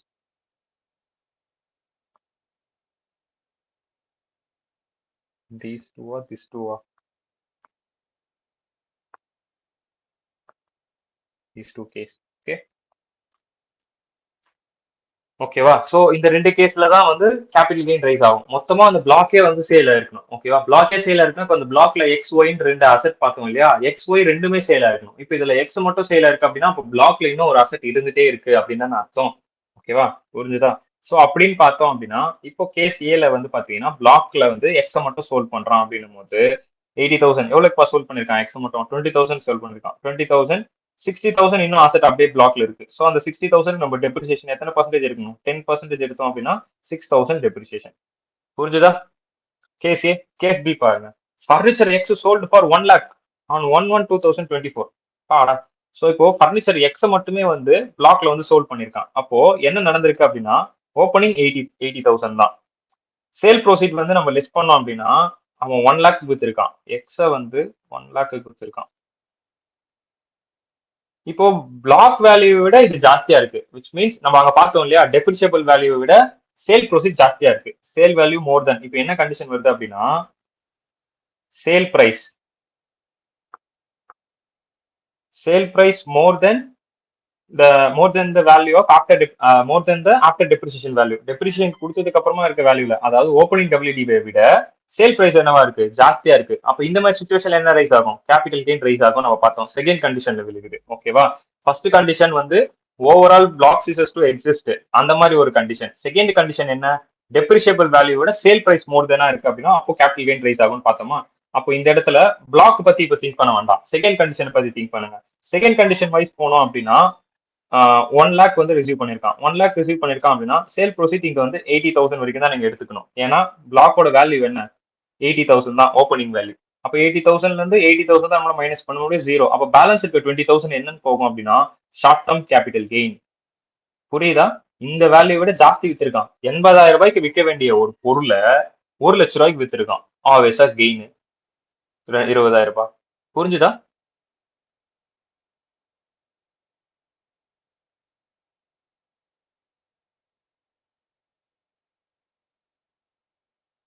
ஓகேவா, ஓகே. ஓகே. ஸோ இதுக்கப்புறம் வந்து பாத்தீங்கன்னா சிடிஇ ட்ரை பண்ணுங்க, இது மூணும். எஃப் போறேன் நான் டைரக்டா. ஓகேவா, டைரக்டா எஃப் பக்கம் வாங்க, எஃப் கேஸ்க்கு வாங்க. இப்போ எஃப்கேஸ் என்ன அப்படின்னா furniture X sold for 2 lakhs and furniture S purchased for 40,000 as on 1/11/2023. 11/11/2023 அந்த ப்ரீவியஸ் இயர்ல தான் விழுகுது. அதாவது 2023-24 தான் விழுகுது. அப்போ லெஸ் டெலிஷன் ஆட் அடிஷன் கரெக்டா?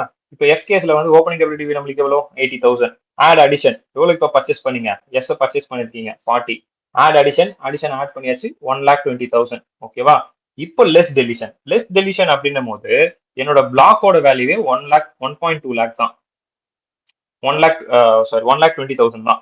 ஆனா நான் வித்தது எவ்வளோ? ஆனா எக்ஸ மட்டும் தான் வித்திருக்கேன்னு சொல்லியிருக்கான். ஆனா வித்தது எவ்வளோ 2 lakhs வித்திருக்கேன். இப்போ இங்க என்ன நடக்குதுன்னா கேபிட்டல் கெயினோட செகண்ட் கண்டிஷன் வந்து விழுகுது. செகண்ட் கண்டிஷன் படி விழுகுது அப்படின்னா என்னோட டெப்ரிசியபிள் வேல்யூ விட என்னோட சேல் வேல்யூ வந்து மோர் தெனா இருக்கு அப்படின்னா அதே சேம் 1,20,000 வரைக்கும் போட்டு இங்க நான் நில் பண்ணிட்டு பேலன்ஸ் 80,000 நான் இங்க காமிச்சிருவேன். ஓகேவா?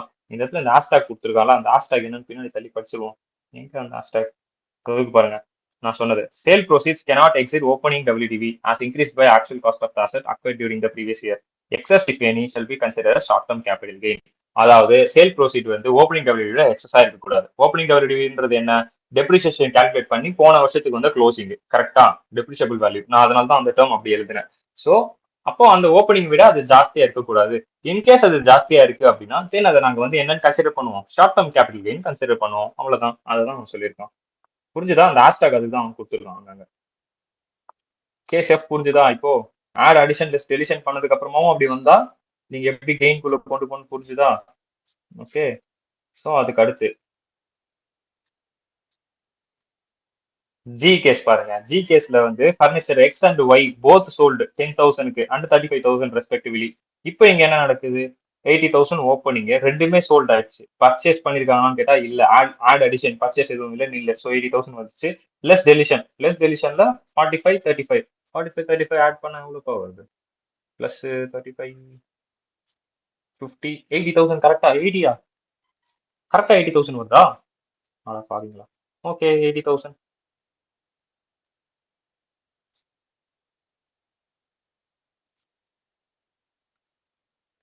புரியல.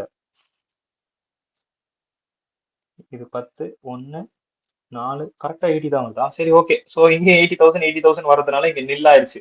80,000 மைனஸ் 80,000 நில் ஆயிடுச்சு. ஸோ டெப்ரிசியேஷன் கால்குலேட் பண்ண வேண்டிய அவசியமே கிடையாது. ஓகேங்களா? தென் அதுக்கு அடுத்து H case.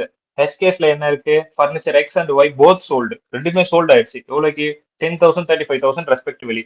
As on 11/11/2023 new furniture T purchase பண்ணிருக்காங்க. ஓகேவா? ஓஹோ இங்க என்ன நடந்திருக்கு அப்படின்னா ஜில பிளாக்ல எந்த அசெட்டுமே இல்ல. நோ அசெட் இன் பிளாக். அதே மாதிரி ஏன் கெயின் வரல அப்படின்னா ரெண்டு வேல்யூ சேம். அதனால கேபிட்டல் கெயினும் ரைஸ் ஆகல. சேமா இருக்கிறதுனால நல்லிஃபை ஆகி 0 ஆயிடுச்சு. ஓகேவா? இப்போ ஹெச் கேஸ் பாத்தீங்கன்னா அண்டர்ஸ்டாண்ட் ஆகும். ஹெச் கேஸ்ல என்ன கொடுத்துருக்கான் அப்படின்னா எக்ஸ் ஒய் ரெண்டும் சேல் ஆயிடுச்சு. அது சேல் ஆனதுக்கு பதிலா டி புதுசா பர்ச்சேஸ் பண்ணிருக்கான். எவ்வளவுக்கு டி பர்ச்சேஸ் பண்ணிருக்கான் 5,000 பர்ச்சேஸ் பண்ணிருக்கான். என்ன டேட்ல 1/7/2023. ஓகேவா? ஸோ அப்போ 8,000 பிளஸ் ஆட் அடிஷன் அப்படிங்கிறது 5,000. இதுவுமே அந்த வருஷத்தா வருது. இது ஜூலை இது நவம்பர் மந்த். ஸோ ஆட் அடிஷன்ல 5,000 ஆட் பண்ணுவோம் 85,000. இப்போ எதை நீங்க மைனஸ் பண்ணணும் அப்படின்னா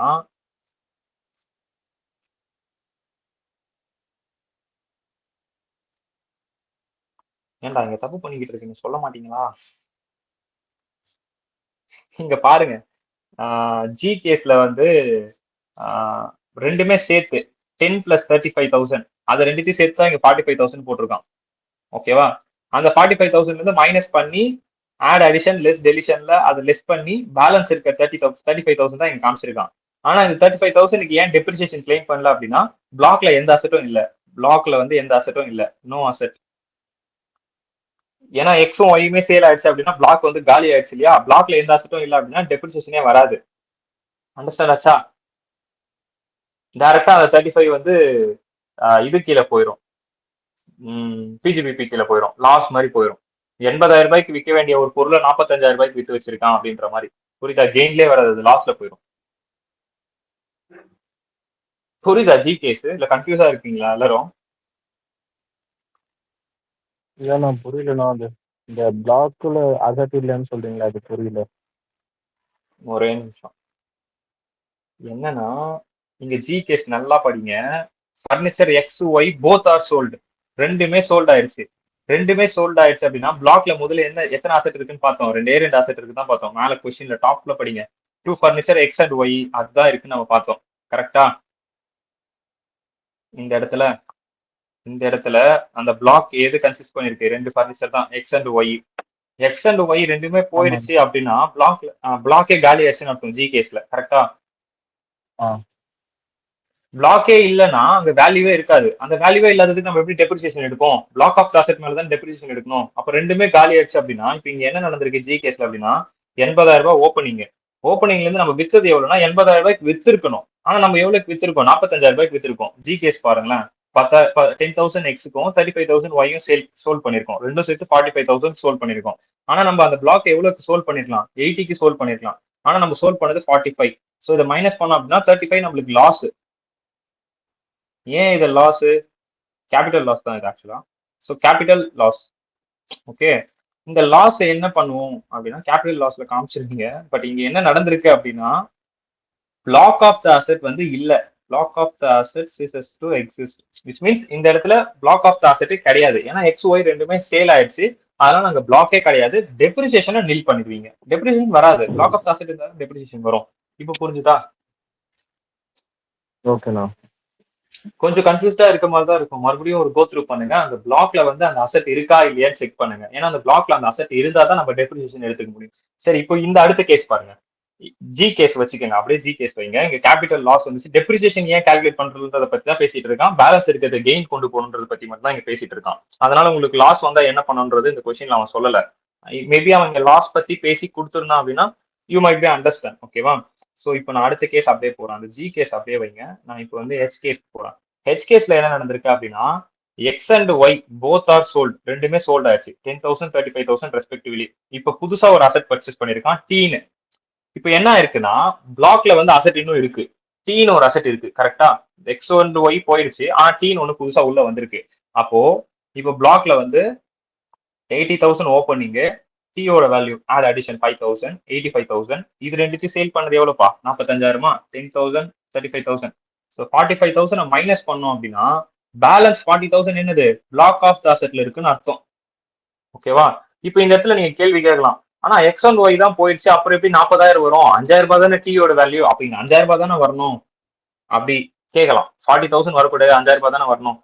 அதுதான் இங்க வந்து டாக்ஸ் ஆக்ட் என்ன சொல்றோம் அப்படின்னா பிளாக் ஆஃப் த அசெட் தான் கன்சிடர் பண்ணுவோம். அந்த பிளாக்கை தான் கன்சிடர் பண்ணுவோம். இப்போ இந்த 40,000க்கு 10% டெப்ரிசியேஷன் போட்டீங்கன்னா 4,000 வரும்.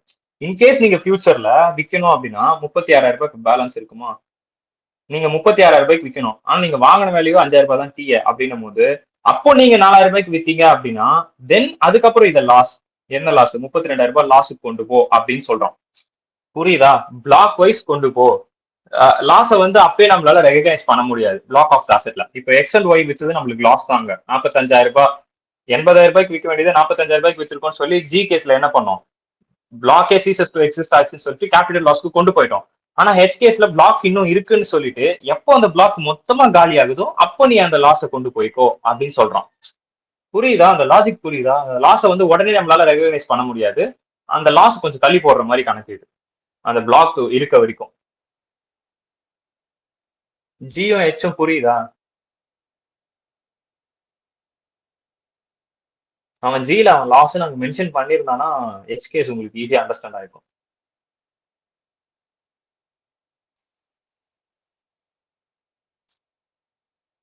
G and H comparison case மறுபடியும் போய் கூட ஒர்க் அவுட் பண்ணி பாருங்க. கொஸ்டின் நல்லா படிச்சுட்டு இந்த ரெண்டு கேஸ் வந்து நல்லா ஒர்க் அவுட் பண்ணி பாருங்க.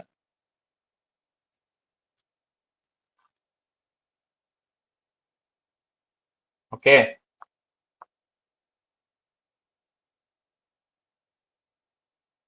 ஓகேயா? மூவ் பண்ணிட்டா? ஏய் இதோ போட்டிருக்கான் பாரு பின்னாடி கேபிட்டல் லாஸ் 35,000. பாருங்க,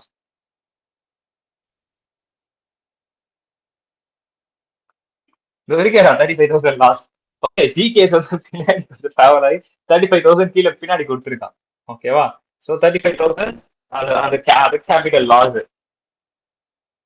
உங்க புக்லயும் இப்படிதான் இருக்கா? இப்படி செப்பரேட்டா பின்னாடி தனியா தனியா இருக்க மாதிரி.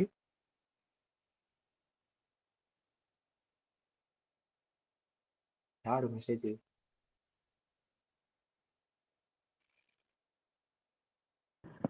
ஆமாண்ணா அப்படிதான் இருக்கு. ஓகேவா? ஸோ லாஸ்ட் வந்து பின்னாடி கொடுத்துருக்கான். ஸோ இப்போ இதை கம்பேரிசன் பண்ணி பார்த்தீங்க ஜி கேஸும் ஹெச் கேஸும் அப்படின்னா உங்களுக்கு அண்டர்ஸ்டாண்ட் ஆகும். நீங்க தனியா ஒர்க் அவுட் பண்ணி பாருங்க. உங்க நோட்ல வந்து நீங்க காலம் போட்டு ஜியும் ஹெச்சும் அந்த மாதிரி கம்பேரிசன் போட்டு ஒர்க் அவுட் பண்ணி பாருங்க. ஓகேவா? ஸோ இந்த மாதிரி புக்ல பார்த்தா நான் இவ்வளவு நாள் தேடிட்டு எங்கடா போச்சு அந்த லாஸ்ட் அப்படின்னு சொல்லி. ஓகேவா? ஸோ அவன் பின்னாடி கொடுத்துருக்கான். ஓகே. ஸோ இதை ஒர்க் அவுட் பண்ணி பாருங்க. ஜி ஹெச் உங்களுக்கு அண்டர்ஸ்டாண்ட் ஆகும். அதாவது பிளாக்ல ஏன் சீசஸ் டு எக்ஸிஸ்ட் நான் ஒரு பாயிண்ட் ஒன்று சொல்லியிருந்தேன். கேபிட்டல் கெயின் ஆர் லாஸ் எந்த இடத்துல வரும்? கேபிட்டல் அதாவது அந்த கேபிட்டல் கெயின் அப்படின்ற அந்த சாப்டர் வந்து இந்த ரெண்டு கண்டிஷன்ல வரும் நான் சொல்லியிருந்தேன் இல்லையா? ஸோ அது ஏன் வருது அப்படின்றது ஜி அண்ட் ஹெச் பார்த்தீங்கன்னா உங்களுக்கு ஈஸியாக அண்டர்ஸ்டாண்ட் ஆகும். ஓவரால் பிளாக்கே அங்கே இல்லை ஜி கேஸ்ல.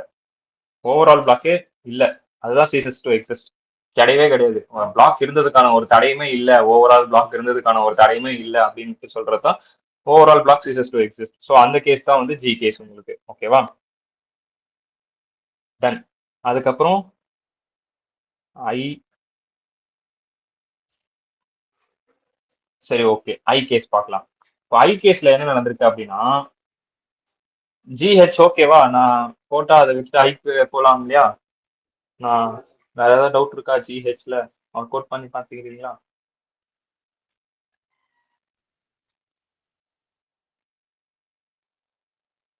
Okay. So I moving to I. இதை ஒர்க் அவுட் பண்ணி பாருங்க, விட்டுறாதீங்க. ஓகே. ஸோ ஐ கேஸ்ல என்ன அப்படின்னு பார்த்தீங்கன்னா ஃபர்னிச்சர் ஜர்ட்டை வந்து புதுசாக பர்ச்சேஸ் பண்ணிருக்கோம். எவ்வளோக்கு அப்படின்னா 40,000க்கு. எப்போ பர்ச்சேஸ் பண்ணிருக்கோம்? On 1/7/2023. And the same being put to use 11/11/2023. Okay. So furniture ஜர்ட்டை நம்ம வாங்கிட்டோம். ஆனா புட்டு யூஸ் பண்ணது எப்போவா? 11/11/2023 தான் புட்டு யூஸ் பண்ணிருக்குமா. ஓகேவா? 11/11/2023னா இதுல இன்னும் எத்தனை டேஸ் இருக்கு நவம்பர்ல? 30 days. 30 minus 11 10 19 days. 19 plus 31 plus 31 plus 28 28 29 2024 வந்துருமா? 2024ல 29 plus 31 எத்தனை டேஸ் பா இருக்கு மொத்தமா? 30 30 90 93 93 103 113 113 122 132 131 131 டேஸ். ஓகேவா? ஸோ ஆப்வியஸா 180 டேஸ்க்கு கீழே இருக்கு. எது? ஃபர்னிச்சர் ஜட்டு வந்து புட்டு யூஸ் பண்ணி 180 டேஸ் கீழே இருக்கு. 180 டேஸ் கீழே இருக்கு அப்படின்னா ஃபர்னிச்சர் ஜட்டுக்கு மட்டும் நம்ம என்ன பண்ணணும் அப்படின்னா ஆஃப் டெப்ரிசியேஷன் தான் அலோவ் பண்ணணும் ஃபர்னிச்சர் ஜட்டுக்கு. அப்போ ஐ கேஸ் எடுத்துக்கிறேன். ஓப்பனிங் டபிள்யூடிவி 80,000 போட்டாச்சு. ஆட் பர்ச்சேஸ் 40,000 வாங்கணுமா இது ஃபர்னிச்சர் செட்டை? ஸோ 1,20,000. சேல் ப்ரோசஸ் ஏதாவது இருக்கான்னு கேட்டா நில்லு. ஸோ இந்த 1,20,000ல 40,000 என்னன்னா ஜட்கானது. அப்போ 40,000ல என்ன பண்ணணும்? ஆஃப் டெப்ரிசியேஷன் எடுக்கணும் 5%. இப்போ 5 4 சார் 20 20 20 லெசன்ஸ் 2,000. ஓகே. ஸோ இந்த 80,000 மேல 10% எடுக்கணும். 80,000 இன்டூ 10%. இதுக்கு 8,000. So 8,000 plus 2,000 10,000. அதுதான் உங்களோட டெப்ரிசியேஷன் 10,000. ஸோ அதுதான் இங்க கால்குலேட் பண்ணிருக்கேன்னு சொல்லியிருக்கேன். ஆஃப் டெப்ரிசியேஷன் அலோவ் பண்ணீங்க 5%ன்னு சொல்லி. புரிஞ்சுதா? ஐ கேஸ் புரிஞ்சுதா?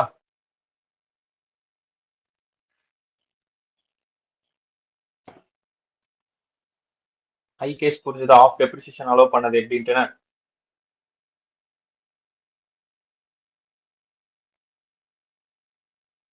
புட் டு யூஸ் எப்போ பண்ணியிருக்கான் அப்படின்ற அந்த டேட்டை வச்சு அந்த டேட்ல இருந்து எடுத்தோன்றது தெரிஞ்சுதா? ஓகேயா?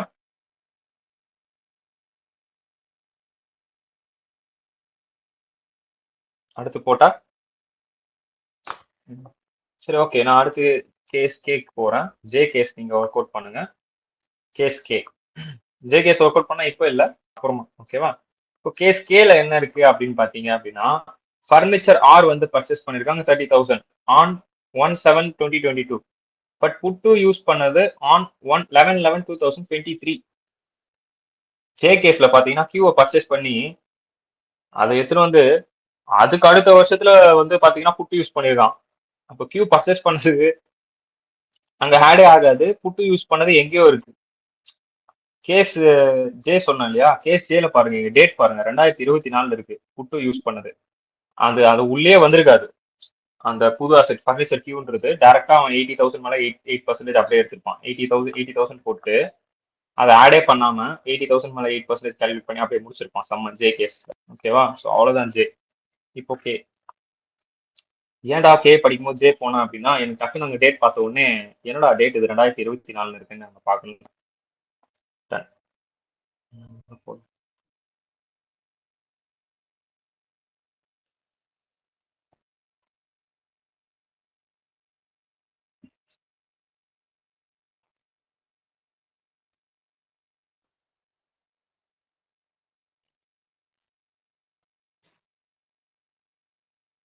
ஸோ இப்போ கேஸ் கேல என்ன நடந்திருக்கு அப்படின்னு பாத்தீங்கன்னா, ஃபர்னிச்சர் ஆர் பர்ச்சேஸ் பண்ணிருக்காங்க 30,000 but put to use on 11/11/2023. சரி ஓகே, மேல பார்த்த கேஸ் மாதிரியே தான் இருக்கு. என்ன இதுல பெரிய மாற்றம்? இதுல என்ன பெரிய மாற்றம் அப்படின்னு பாத்தீங்கன்னா, வாங்கின நெட் டிஃபரன்ஸா இருக்கு. ஐ கேஸுக்கும் கே கேஸுக்கும் பாருங்க, நீங்க பர்ச்சேஸ் பண்ணது 2023, அதே சேம் ப்ரீவியஸ் இயர்லயே வாங்கி சேம் ப்ரீவியஸ் இயர்ல என்ன பண்ணிருக்காங்க, புட்டு யூஸ் பண்ணிருக்காங்க. இந்த கேஸ்ல கே கேஸ்ல என்ன நடந்திருக்குன்னா, இயர்லியர் ப்ரீவியஸ் இயர்ல வாங்கி இந்த ப்ரீவியஸ் இயர்ல யூஸ் பண்ணிருக்காங்க. அதுதான் கேஸ் கேக்கும் கேஸ் ஐக்குமான டிஃபரன்ஸ். ஓகேவா? சோ இப்போ கேஸ் கே உள்ள போவோம். கேஸ் கேல என்ன சொல்லியிருக்கான், 80,000. ஓகே, அப்கோர்ஸ் அதை எடுத்து போட்டுக்கலாம். இந்த வருஷம் தான் புட்டு யூஸ் நடந்திருக்கு. அப்போ இந்த இடத்துல அது 30,000 இங்க ஆட் ஆகும். ஸோ 1,10,000 லெஸ் டெலிஷன் எதுவுமே இல்லை. அதனால டேரக்டா நீங்க 1,10,000 எடுத்து போட்டுக்கலாம். ஸோ 1,10,000 மேல நீங்க வந்து என்ன பண்ணிக்கணும், டேரக்டா 1,10,000 இன்டூ 10%. இங்க கேஸ் 3. ஸோ இங்க பாருங்க, கேஸ் 3 பாருங்க.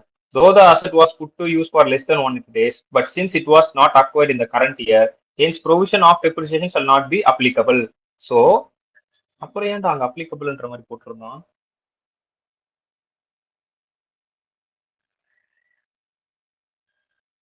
நான் அப்பயே யோசிச்சேன், இது ரெண்டுத்துக்குமே என்னடா டிஃபரன்ஸே இல்ல அப்படின்ட்டு.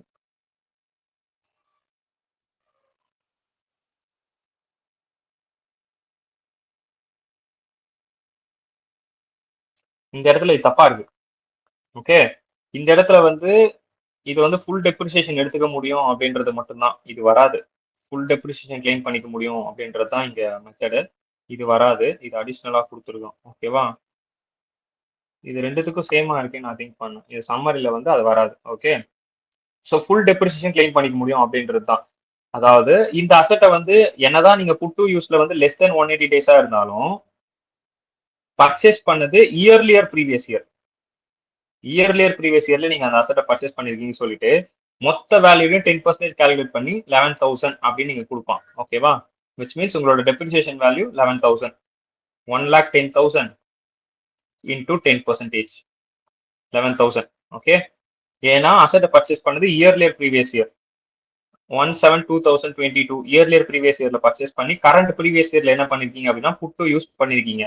சோ இந்த மாதிரியான சுச்சுவேஷன்ல என்னதான் இது லெஸ் தென் 180 டேஸ்ல இருக்கு யூஸ், அதாவது புட்டு யூஸ் வந்து லெஸ் தென் 180 டேஸ்ல இருக்கு அப்படின்னாலும் இயர்ல பர்ச்சேஸ் பண்ணதுனால ஆஃப் டெப்ரிசியேஷன் அந்த ப்ரொவிஷன் அப்ளிகபிள் ஆகாது. ஃபுல் டெப்ரிசியேஷன் 10% தான் எடுத்துட்டீங்க அப்படின்னு கொடுத்துருக்கான். நல்லா படிங்க அகைன் அந்த third point. Though the asset was put to use for less than 180 days, but since it was acquired in the current year, since it was not acquired in the current year, hence provision of off-year depreciation shall not be applicable. Shall not applicable. ஓகேவா? இப்படி ஞாபகம் வச்சுக்கீங்களா? அது ஒரு important point, highlight பண்ணி கூட வச்சுக்கோங்க. Okay, done. புரிஞ்சுதா? இப்போ புரிஞ்சுதா இந்த ரெண்டு கேஸ் மனசு ஐ அண்ட் கே அதுக்கான டிஃபரன்ஸ் என்னன்னு புரிஞ்சுதா?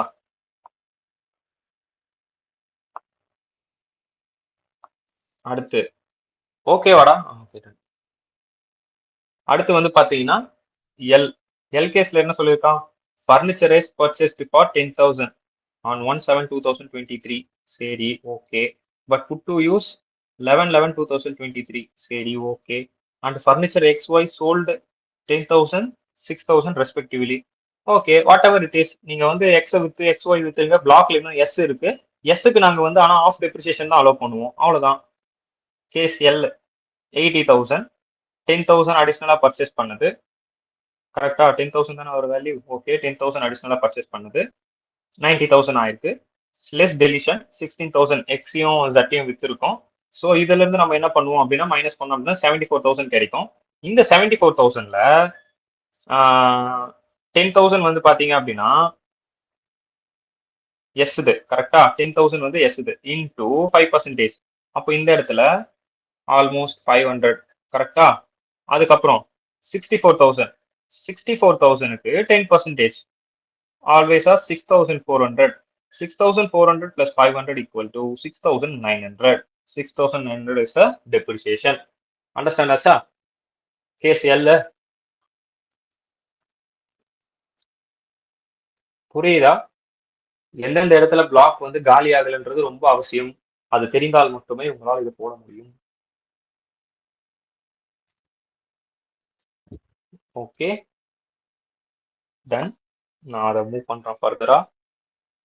என்னமோ மண்டே பிச்சுட்டு உக்காந்துருக்க மாதிரி ஃபீல் ஆகுதுடா எனக்கு நீங்களாம். ஓகேவா? ஸோ எம் நீங்களே போடுங்க. என் என்ன நான் போடுறேன். என் வந்து sold furniture X and Y for 95,000. சரி okay. on round 7/2023 and purchased வந்து furniture or 30,000. 11/11/2023. Put to use பத்தி பேசவே இல்லை. ஓகே ஆனா ரெண்டுமே அப்பதான் நடந்திருக்கு. அப்போ கேஸ் எம் இல்ல என்ன 80,000 ஆட் பர்ச்சேஸ்ல 30 ஆட் அடிஷன் அது ஆட் பண்ணோம் அப்படின்னா 1,10,000 லெஸ் டெலிஷன் 95,000. ஸோ 15,000 அப்படின்றது இருக்க போகுது. ஸோ 15,000னா அந்த இடத்துல வந்து வாங்கினதே அசட்டை வாங்கினதே வந்து பாத்தீங்கன்னா 11/11/2023. அப்போ அதை யூஸ் பண்ணதும் எவ்வளவுதான் இருக்கும் 180 days கம்மியா தான் இருக்கும். அப்போ டைரக்டா நீங்க என்ன பண்ணலாம் அப்படின்னு பாத்தீங்கன்னா 30,000 தானே வாங்கணும்.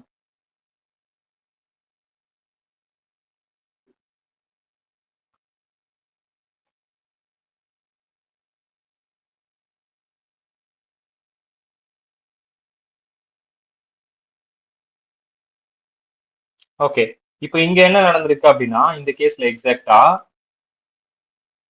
30,000 தான் வாங்கணும். ஆனா இப்போ பிளாக்கோட வேல்யூ எவ்வளவுதான் இருக்கு 15,000 தான் இருக்கு. நீங்க 30,000 மேல ஆஃப் டெப்ரிசியேஷன் எடுக்கவே முடியாது.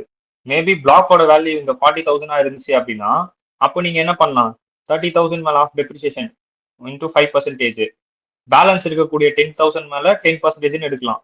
ஆனா இங்க பிளாக்கோட வேல்யூவே 15,000 தான் இருக்கிறதுனால டைரக்டா 15,000 மேல நீங்க ஆஃப் டெப்ரிசியேஷன் எடுத்துட்டீங்க கேஸ் 5ல. ஸோ 15,000 இன்டூ 10%, அதாவது into 5%. So that is your 750. இந்த இடத்துல ஏன் அவன் 750 போட்டான்னு புரியுதா? டைரக்டா 15,000 மேல ஏன் எடுத்தான்னு புரியுதா? பர்ச்சேஸ் பண்ணது 30,000. ஆனா பிளாக்கோட வேல்யூவே இப்போ 15,000 தான் இருக்கு அப்படின்னா டைரக்டா அவன் 15,000 மேல 5% எடுத்துட்டான். ஏன் அவன் டைரக்டா 5% எடுத்தான்னு புரியுதா? ஓகேவா? கன்ஃபியூஸ் ஆக வேண்டாம். ஆனா போன சம்பளம் நீங்க 30,000 சொன்னீங்க. அப்போ 30,000ல தான் ஆஃப் டெப்ரிசியேஷன் எடுக்கணும் அப்படின்னா பிளாக்கோட வேல்யூவும் அதுவும் கம்பேர் பண்ணி பாருங்க. வாங்கின வேல்யூ விட பிளாக்கோட வேல்யூ கம்மியா இருக்கு. நீங்க 30,000 5% எடுத்தா டெப்ரிசியேஷன் இங்க பிளாக்கே வந்து 15,000 தான். நம்ம எப்படி 30,000 போய் எடுக்கிறது டெப்ரிசியேஷன்?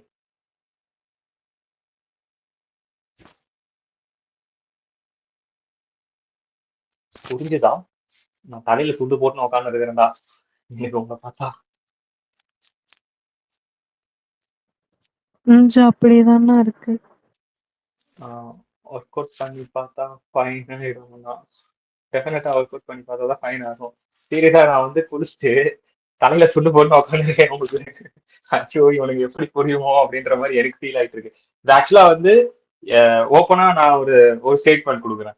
எனக்கு இந்த இந்த சம் இப்படிதான் வருது அப்படின்றது எனக்கு புரிஞ்சுக்கிறதுக்கு நான் செகண்ட் அட்டம்ப்ட்ல தான் எனக்கு வந்து இந்த சம் ஓஹோ இப்படிதான் பிளாக் ஆஃப் அசெட் ரன் ஆகுதா அப்படின்னு எனக்கு கத்துக்கிறதுக்கு 6 மாசம் ஆயிடுச்சு. 6 மாசம்னா இன் பிட்வீன் கேப்ல வந்து நாங்க பிஜிபிபி வந்து கொஞ்சம் கொஞ்சம் அப்பப்போ ஸ்கிப் பண்ணிடுவோம்னு வச்சுக்கோங்களேன். பிஜிபிபி ஃபர்ஸ்ட் அட்டம்ப்ட்ல பிஜிபி ஸ்கிப்பே பண்ணிட்டேன் ஃபர்ஸ்ட் அட்டம்ப்ட்ல.